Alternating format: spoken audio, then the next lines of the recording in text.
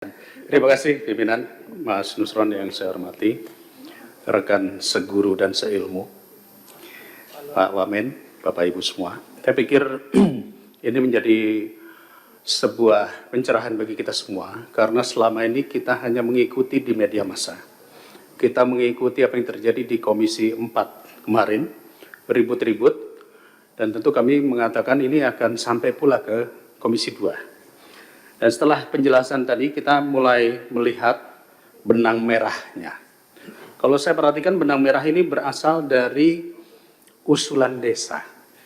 Dan saat ini kepala desa itu sudah dipanggil kejaksaan, kalau saya tidak salah ya, terutama yang Kohot.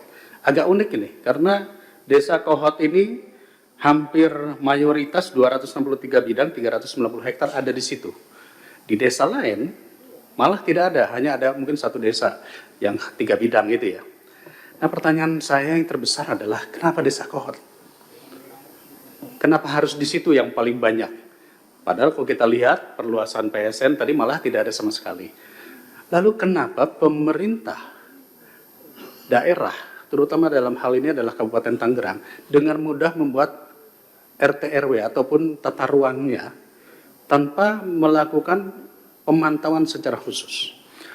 Saya mengapresiasi yang disampaikan Mas Menteri tadi, bahwa ini ada oknum ATR yang bersalah dan sudah dilakukan penindakan.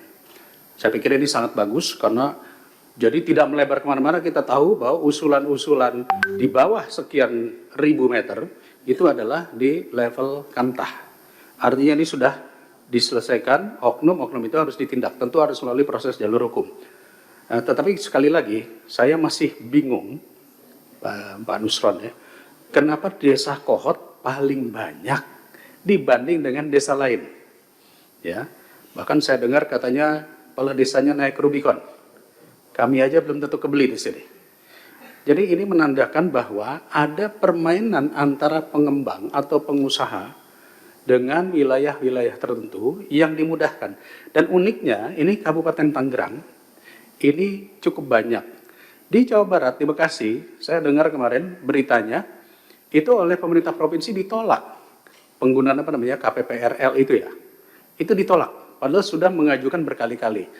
Nah, saya tidak mau mencari kesalahan di mananya, tetapi kira-kira prosesnya bagaimana sih dalam proses penentuan RT RW ataupun tata ruang oleh pemerintah daerah bahkan sampai ke desa, dan kemudian apakah rekomendasi GIRIK itu hanya cukup dari kepala desa saja? Karena kalau tidak, ini nanti akan termanfaatkan juga di desa-desa lainnya. Rekomendasi hanya keluar dari kepala desa. Dan kalau nggak salah di desa Kohot ini kan banyak dipalsukan. Nah, proses pengusulan menjadi GIRIK dan sertifikat hak milik, perlukah kita kaji ulang? Download Tribun X sekarang. Menghadirkan lokal menjadi Indonesia.